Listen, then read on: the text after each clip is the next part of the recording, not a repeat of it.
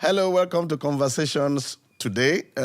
We want to believe that all the past episodes have been a great blessing to us. And we want to say thank you for the amazing feedback that we've gotten. That's encouraging to us. We believe that as we grow in wisdom, our lives will be better. And today we are delighted to also come again to be a blessing to you. Well, you've been sending us questions, a lot of questions. So we want to take out today's episode to respond to some of those questions. And I think it will be a blessing to everybody. And I'm so glad I'm here with Bimbola. She's even more intelligent than me. So she'll be answering those questions. I'll just be nodding my head. Answering or asking. Yes. So welcome.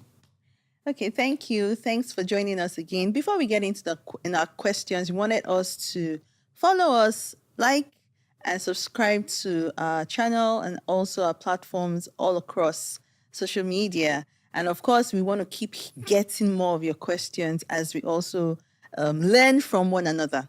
Okay, so we have a few questions that we want to deal with today. The first one goes, someone is asking that how can we improve our communication? So I'm believing that this is regarding to or relating to relationships. Okay, so single and married anyway, but mostly married. Yeah.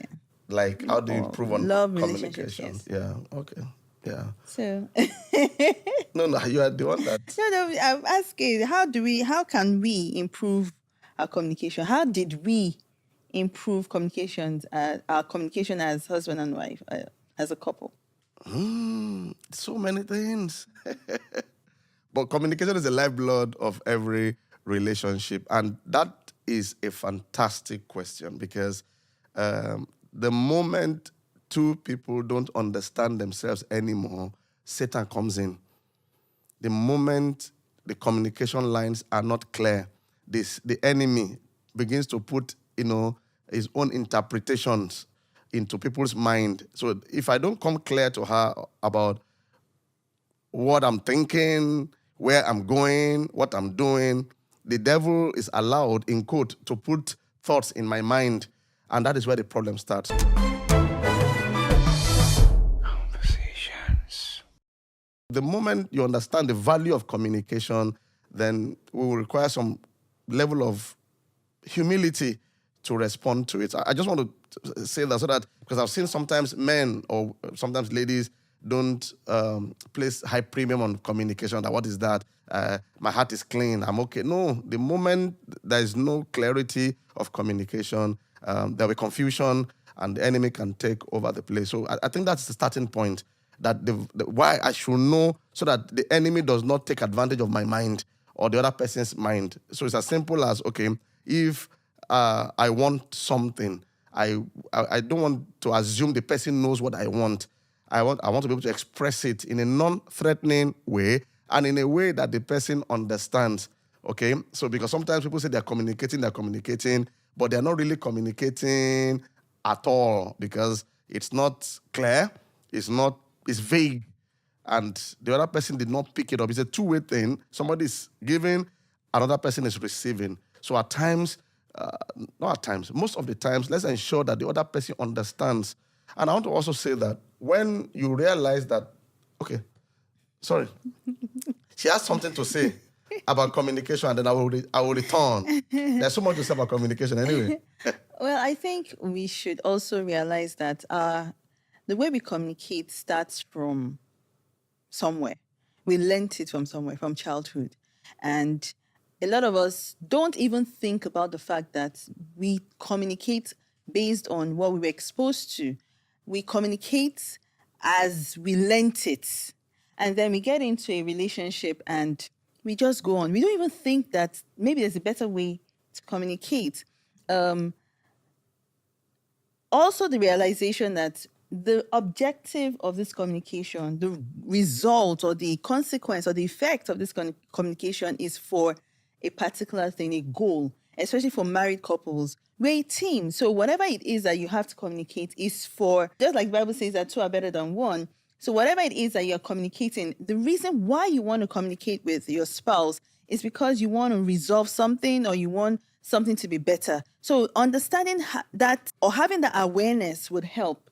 Because when we got married, I realized that earlier years of our marriage, I didn't know. We didn't, well, I'm sure that well, for my husband as well, but I realized that I was communicating, the way I was communicating was always from a defensive mood.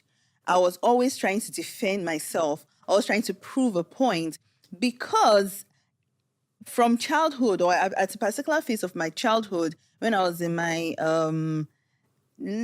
early teens, I unconsciously felt that people were taking me for granted. I didn't know how to say that. I didn't understand that until I read a book. But when it got into marriage, every time my husband was always trying to say something or prove or explain something, I was always, quick to talk, quick to, because I didn't understand until I read that book, and I then realized that, okay, so Bimbo, because of something that happened to you or an experience you had in secondary school, I felt quiet, I felt inhibited.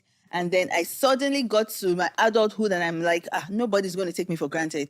I am not going to allow anybody to do this to me again. And then it showed up in my communication style as well in marriage. So it's important that we reflect. So how do I communicate? Do I shout? Why do I shout? You may not necessarily start out by shouting or attacking. Maybe it's something you picked up from childhood. So it's important that we think back. How did I communicate?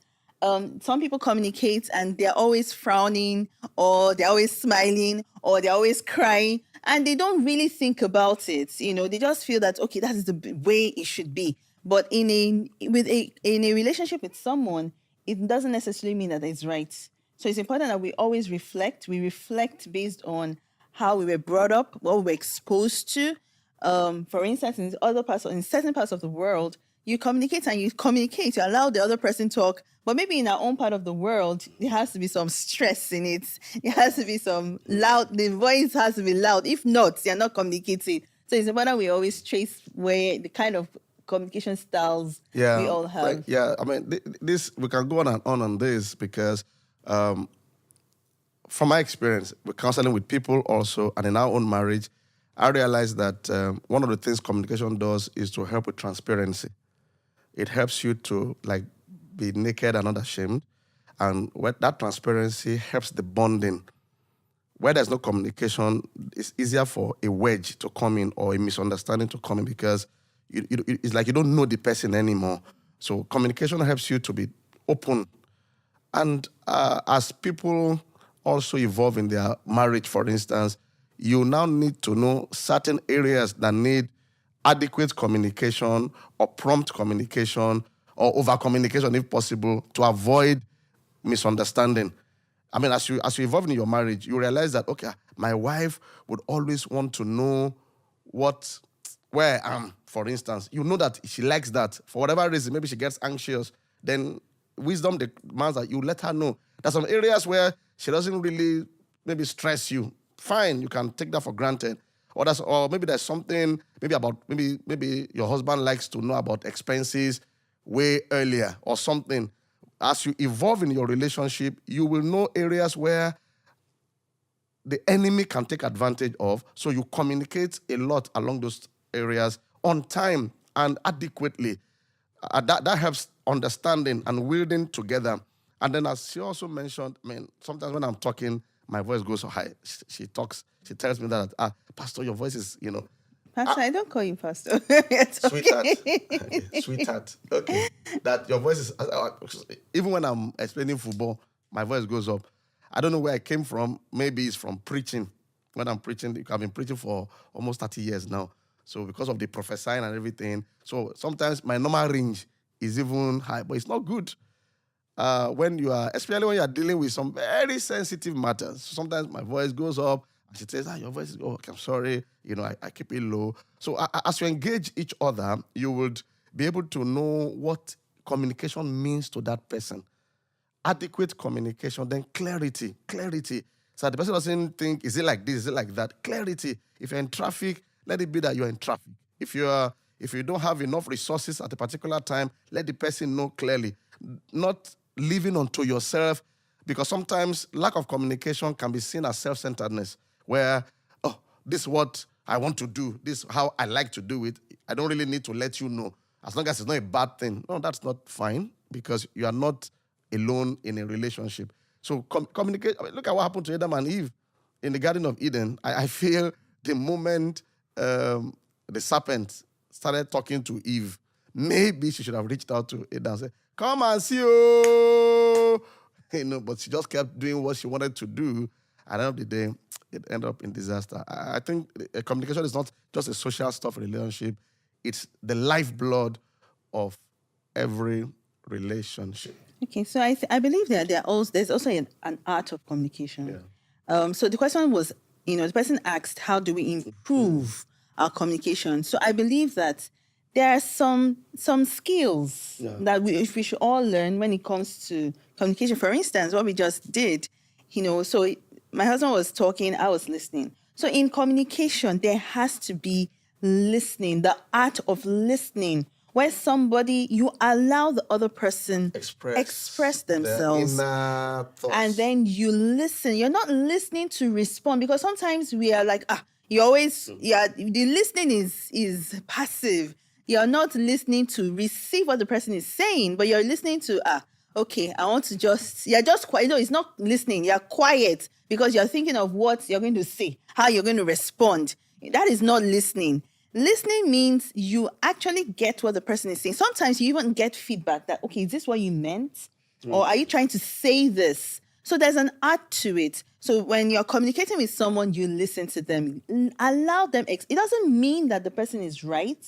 It doesn't mean that the person is wrong, but you are just, you are allowing the person, and that's like you said, lifeblood of humans, where they want to express what is in them.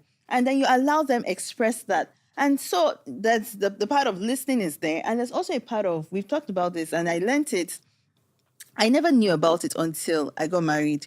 There's a timing to communication. Yourself, So there are times when I can't talk to him. Not that I can't talk to him. Not the best time it will not enter. It will not enter. When he just gets back from work, when we get back from church, when he's watching football. Okay, so we watch football together, so it's fine. But there are certain times that I know that when I talk to him, he's not going anywhere. But there are other times when I know that, hey, this is the right time to come. So there's a timing to communication, especially when you realize that the objective of your communication is to improve something or to pass a message across. So don't just say that I want to talk and, ensure that you are looking at, and it goes for the ladies as well, because ladies too have timing. Do you know that I have a timing? Yeah. Okay. You sure? I believe so, yeah. I believe so. So it's important we all know those different skills when it comes to communication. Let's go on a break. We'll see you soon.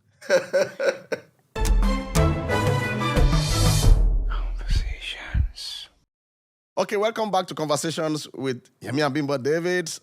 We are responding to powerful questions from our audience. Thanks for sending those questions. And it has to do with communication, how to improve communications in relationships. And it's been very, I've learned from already, even on the platform here. And this is important because it's beyond even marital relationships, even office, what we call Oga and the employer, employee, even parents and children. We need it. Even president and the nation leader and the follower. Without adequate communication, there cannot be a solid relationship. But communication is more than words. I liked what person said about how to improve. Sometimes there's a communication breakdown because somebody is communicating but not knowing they're not communicating. Do you know when you are not talking, you are communicating? There's a way you're not talking and you're telling your wife or your husband that don't talk to me about that case. Don't ask me that question. You're communicating. So everybody needs to understand that they are communicating. The challenge is most people communicate wrongly. When you are being corrected, for instance, by your boss or by someone, around you, and you create one, a stern face, a snobbish face, you're communicating that you're not listening, you're not responding. And those are the toxic things that happen in marriages that create problems. A wife is trying to maybe say some things to the husband, or the husband is trying to correct the wife about an attitude, and she just walks away while he's talking, or creates a blank face, or even apologizes casually. You're communicating disrespect. You're communicating, I don't value what you are saying. You're communicating, you don't matter to me. And those are the things that create relationship problems. I have seen handsome men, beautiful ladies get married, but this is the problem. Attitude. So notice that words only have like 7%, from what I've studied in communication. 7. Your body language communicates more than 50%. Your tone. We said earlier about maybe when your voice is raised, but your body language. How are you when something, if something is an issue at home and is brought up, what is your body language to it? Are you slow to respond, making it look like I would do it at my own time, at my own pace? You're communicating. And all those things affect the flow. So I realized that at the root of communication, of quality communication, is respect for each other. Value for that person. You value your wife, you value your husband, you value your children. So when that person brings something up, it should matter to you. And then you respond promptly as much as you can. Bimbo mentioned about timing the other time. Yes, timing is key. Whether it's the lady or the male factor, look at the right time. When somebody is upbeat, might not be the best time to bring up some things, but that doesn't mean the matter will not be brought up. If it's angry or it's tense at that time, the response might be blood. So you must allow the person to calm down, but that doesn't mean you should not still bring it up. Because I've seen cases whereby because the person was maybe tensed and then you don't want to talk about it then, and then suddenly you stop talking about it. But that is a recipe for greater problems. You got to talk about it. I want to mention something before. I call it the law of sequence. Nothing hinders relationship like unresolved issue. I've seen people do that where something happens. Maybe you know that your wife is not happy about something or doesn't understand it. And then you behave like though it's not there. And then you want to just move on. It won't work. It won't work. If you know that, oh, maybe my wife does not understand that thing I said or that thing I just did, talk about it. Don't behave as though it doesn't matter. And then the next day you want to start laughing about other things. That unresolved case would come up. And I realized that by the time it shows up, it has happened to us before. By the time it shows up, you find that the person is reacting beyond something that happened. That thing that just happened is not the real issue. There are 1 or 2 areas that has not been dealt with that the person is reacting to, together. I don't know whether that... so when something happens, don't just, she has forgotten, or he has forgotten it was yesterday. So I will just, bring up something else, another topic about the family or about the business so that we can shut that down. No, it's not. It's there. It has to be resolved as much as possible with respect, with dignity, with clarity, with love, with mutual respect. Yeah, I think it has to do with value, actually, like we said earlier. When you value one another, sometimes we take each other for granted. And then we just feel that, what the person said, I'll deal with it another time. But when you value one another and you keep up with the value, you do something every day that reminds you that, this person is valuable to me, most valuable to me. And then whatever they say, you take it serious.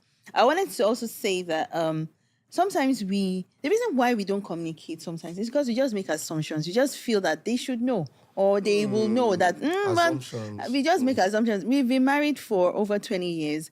And sometimes I just assume, you should know me now. You should know what I'm thinking. And then he just says, but you didn't tell me. And I'm like, okay, so I did it where it's supposed to know, but it was later I realized that you need to tell them. He categorically told me he doesn't like pap. He said it, pap is, for those of us that don't, it's a kind of food that we eat, a meal.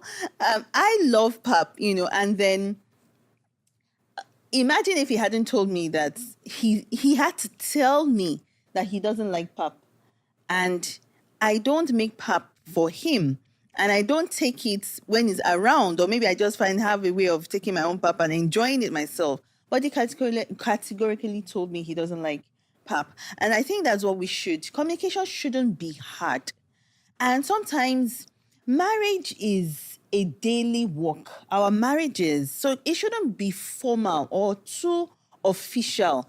Sometimes, yes, there are certain things that you sit down and you talk about. However, you should talk every day, shouldn't you? You should talk every day. So it shouldn't be something formal. Let's sit down. I have something to say. I need to talk to you. You know, those things that especially women do. And then the men will say, once they hear we need to talk, they shut down on their inside. I'm like, gosh, what have I done? So it shouldn't be that formal. It should be seamless. It should be, just easy to do. And it doesn't have to, sometimes we pile up situations on things and we just keep piling and piling, and then everything just comes out on a particular day because we want to communicate. However, I think the daily lives we live as couples should be a little here, a little there, a little talk today. You might not be able to say everything. And also, it should also be fun. There should be some fun in it. There should be some laughter in it. Remember what we said earlier, that it's about teamwork. Yeah. So whatever it is that you knowing that at the back of your mind, the root or the reason why we are communicating, if it's to resolve something, then you know that we are trying to resolve, not trying to pass blame that you are the one that did this or the one that did that. No, it is a team effort. We are working together. We are trying to resolve together. That is for a conflict. And then there are times they just want to, you just want to pass across a message. For instance, we have visions for the year, visions for the family, visions for our lives. And then you can just find a way of, maybe sometimes you go, even the environment matters. Sometimes you can just leave your home, take a walk, or go in your car, take a drive, and then you talk just to help the communication. Remember, we're still talking about improving our communication. So there are different ways you can do it. Conversations. Another one that is very deep. This one is a bit sensitive, but from my counseling experience, is that when you lie to someone, you're going to start damaging that relationship. Nothing hinders communication like lying. And unfortunately, I've had to deal with cases like that where someone in a relationship, not necessarily marital relationship, is lying to the other person, and the person now discovers. And if that happens once, twice, or thrice, it's a whole lot for the communication to be recovered. I just want to bring that out so that I understand, because what happens is that when it looks like when you lie and the person discovers that you lied, anytime you are communicating, they're always thinking, is that the real thing? Is that something else? And the question you want to ask yourself is, why am I lying to my wife or my husband? Am I crooked? Am I afraid? But lying is not the best option, because the moment someone thinks you are lying, when you are talking, they won't believe what you are saying. And then because they don't believe what you are saying anymore, there's no more communication. So what can you do to rebuild that trust? What can you do? What steps can you take to rebuild that trust? I used to talk about the dangers of lying. What lying does is to get you twisted. There's this part of a lantern. Is it lantern we call it? The wick of a lantern. It is twisted like this. That is where the word, wicked comes from. When you are lying, you are twisting yourself. It gets to a time you start living a lie. And I won't lie to you, some people have become that. You start deceiving yourself. If I start giving yourself, I can't tell my husband that. You start justifying yourself. If I tell her that, this will happen. So you now justify the lie. You now keep lying. And then you now need a lie to cover up a lie. And then another lie. And then lie. Until one day, the person comes down in complete shame. If there has to be a solid union, then we have to be as transparent as we can. I know it's being vulnerable, but I think it's the best way to go, especially if you seek healing and you want things to work out fine. So I think we would see us in the next episode. But we just want to, just pass to encourage people out there, couples out there. Communication shouldn't be as hard and complicated as we sometimes face and think. It's the daily talks, the daily life, the daily love, the daily resolutions, even with conflicts, ensuring that it doesn't pass a day or two, and then the communication gets better. Please, I also want to tell, especially for newer couples, maybe you're just new in marriage, you're younger, it will get better. Don't be overwhelmed by how it is right now. It will get better. So thank you for joining us. See you next episode. Wow, thanks for watching. I want to believe you have been blessed. See you next time on this same station at the same time. And I would love to extend a special invite to you to Global Impact Church. Join us every Sunday and midweek service on Wednesday. Remember, the wiser you are, the better you live. We believe in the practical application of God's word every day, and that helps us to fulfill destiny. See you next week Sunday with your family and friends. Achieve greatness.